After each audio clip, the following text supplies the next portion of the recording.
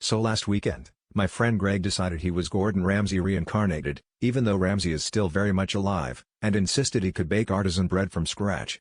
Mind you, Greg's previous culinary masterpieces have included microwaved ramen and experimental PB&J sushi. But he sounded so confident, I figured, what's the worst that could happen? We invited a few friends over, bought a small mountain of flour, and queued up some YouTube tutorials for moral support. Things started off innocently enough. Greg swaggered around the kitchen like he was hosting his own baking show, tossing flour like it was confetti at a wedding. The trouble began when he misread need for 10 minutes as need for 10 minutes, which led to him wandering around the kitchen muttering, "What do I need? What does the bread need? Do we need more yeast?" By the time we realized he'd dumped in a whole packet of yeast instead of a teaspoon, the dough was bubbling like a science fair volcano.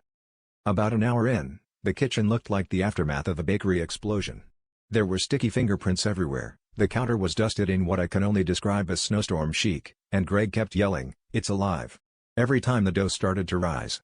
Our friend Jess tried to salvage the situation by shaping the dough into tiny rolls, but they fused together into one amorphous blob that resembled a deflated beanbag chair.